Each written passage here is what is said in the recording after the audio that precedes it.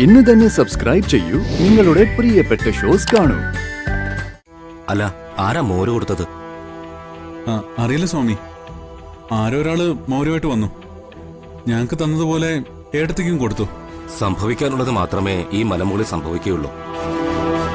ആളിന് കുഴപ്പമൊന്നും സംഭവിക്കില്ല. പക്ഷേ എപ്പോ ഉണരുമെന്നുള്ളത് പറയാൻ സാധിക്കില്ല. എല്ലാം ഓക്കെ ആയി. ഇപ്പൊ അർച്ചന താഴെ വീഴും. ഇനി നാളെ രാവിലെ മാത്രമേ എഴുന്നേക്കുള്ളൂ.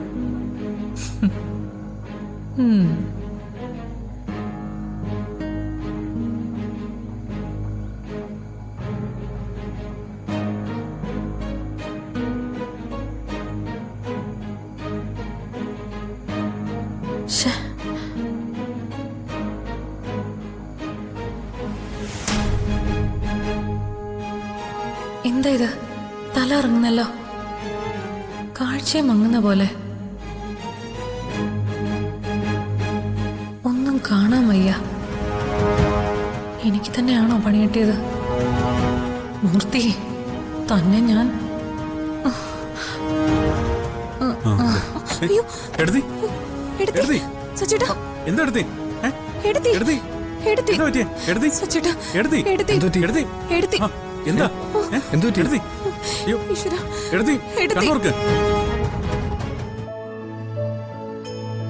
ആതിരേ, അനഘേ, മക്കളെ നിങ്ങൾ ഇങ്ങോട്ടൊന്ന് വന്നേ. ആതിരേ, ഇവരൊക്കെ എവിടെ പോയി? എന്താ അർച്ചന ഇപ്പൊ വിളിച്ചു. എന്നിട്ട് എന്തായി? അവര് മല കയറിയോ?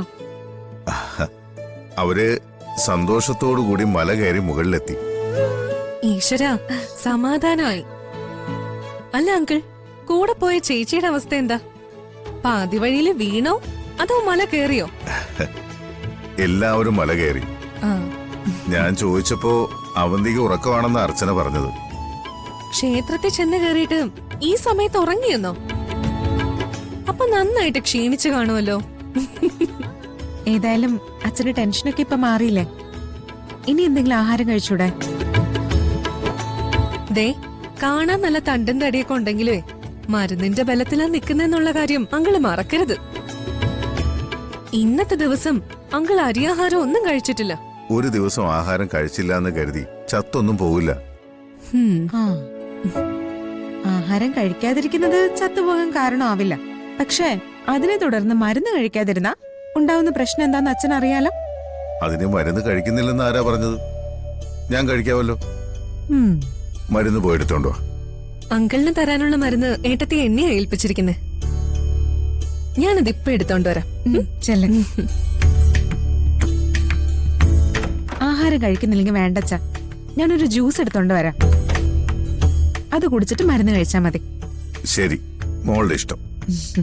ഞാൻ ജ്യൂസ് കുടിച്ചോളാം. പക്ഷേ പ്രാർത്ഥന അത് ഞാൻ മുടക്കില്ല.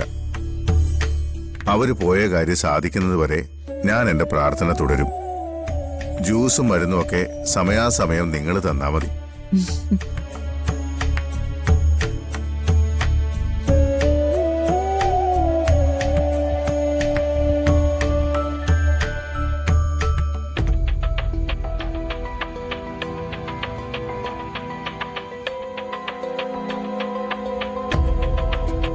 ആ കുട്ടിയെ പരിശോധിച്ചതിൽ നിന്ന് എനിക്ക് മനസ്സിലായതാ, മയങ്ങാനുള്ള എന്തോ ഒന്ന് ശരീരത്തിനകത്ത് ചെന്നിട്ടുണ്ട്. ആ മോര് കുടിച്ചു കഴിഞ്ഞപ്പോഴാ ബോധം കെട്ട് വീണത്. ആരെങ്കിലും അബദ്ധത്തിൽ കൊടുത്തതാണോ? അല്ല, ആരാ മോര് കൊടുത്തത്? അറിയില്ല സ്വാമി. ആരോ ഒരാള് മോരുമായിട്ട് വന്നു. ഞങ്ങക്ക് തന്നതുപോലെ ഏടത്തേക്കും കൊടുത്തു. സംഭവിക്കാനുള്ളത് മാത്രമേ ഈ മലമുകളിൽ സംഭവിക്കുകയുള്ളൂ. ആളിന് കുഴപ്പമൊന്നും സംഭവിക്കില്ല. പക്ഷേ എപ്പോ ഉണരുമെന്നുള്ളത് പറയാൻ സാധിക്കില്ല. ചിലപ്പോ നേരം പുലരുമ്പോ ഉണർന്നേക്കാം. അല്ലെങ്കിൽ നാളെ ഇതേ സമയം കഴിഞ്ഞെന്നും വരാം. അത്രയ്ക്ക് ശക്തിയുള്ള ഒന്നാണ് ഉള്ളിൽ ചെന്നിട്ടുള്ളത്. ട്രീറ്റ്മെന്റിന് വേറെന്തെങ്കിലും സൗകര്യം ഇവിടെ ഉണ്ടോ സ്വാമി? അത്യാവശ്യം വേണ്ട സൗകര്യങ്ങളൊക്കെ ഇവിടെ ചെയ്തിട്ടുണ്ട്. ഇനി അഥവാ മറ്റേതെങ്കിലും ഹോസ്പിറ്റലിൽ കൊണ്ടുപോവുകയാണെങ്കിൽ തന്നെ ഈ രാത്രി ആ കുട്ടിയെയും കൊണ്ട് മലയിറങ്ങുന്നത് അപകടമാണ്. തൽക്കാലം ഞാനൊരു മരുന്ന് തരാം. അത് 2 മണിക്കൂർ ഇടവിട്ട് ചൂടുവെള്ളത്തിൽ കലർത്തി കൊടുത്താൽ മതി.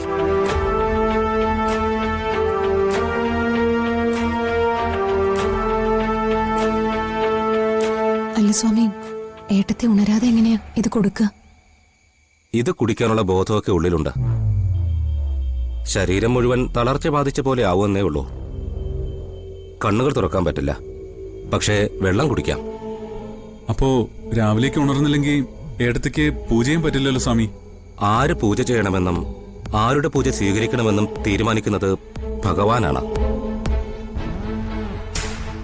നാളെ എന്തൊക്കെയാണ് പൂജയെന്ന് നിങ്ങൾക്കറിയാമോ? ഇല്ല. നൂറ്റാണ്ടുകൾ പഴക്കമുണ്ട് ഈ ക്ഷേത്രത്തിന്. തെക്കങ്കൂർ രാജവംശത്തിന്റെ കുലദൈവമായ രുദ്രദേവന്റെ മൂലസ്ഥാനമാണിത്. രുദ്രദേവൻ എന്ന് പറഞ്ഞാൽ ഭഗവാൻ ശ്രീപരമേശ്വരന്റെ ഏറ്റവും രൗദ്രഭാവങ്ങളിൽ ഒന്നാണ്.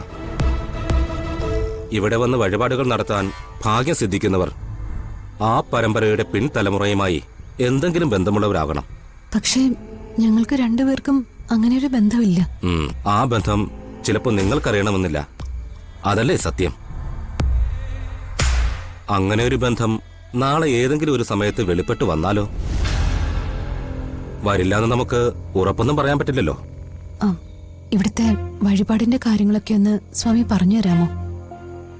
ഈ മല കയറുക എന്നത് തന്നെയാണ് ആദ്യത്തെ ഘട്ടം.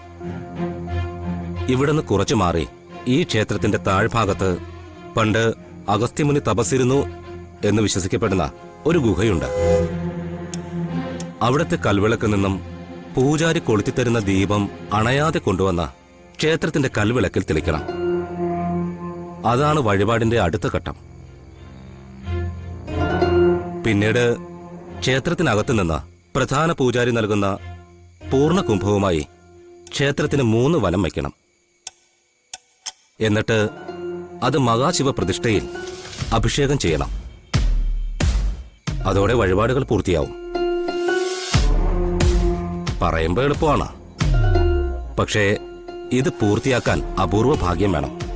ഞങ്ങളോടൊപ്പം ഈ പൂജ ചെയ്യാൻ വന്ന ആളാ ഏട്ടത്തെ. അതിനുള്ള നിയോഗം ഉണ്ടെങ്കിൽ അതിനു മുമ്പ് ആ കുട്ടി ഉണരും.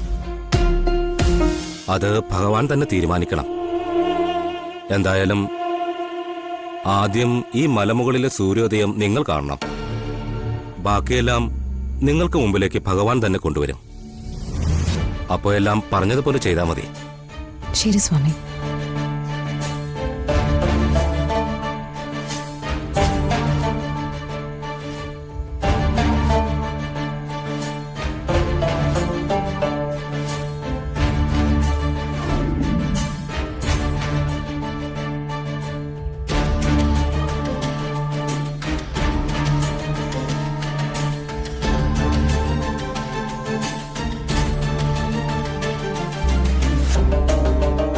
ഈ മലമുകളിലെ സൂര്യോദയം കാണുന്നത് 1000 ശിവരാത്രികളുടെ പുണ്യം ലഭിക്കുന്നതിന് തുല്യമാണ്. ഒരുപാട് കേട്ടു.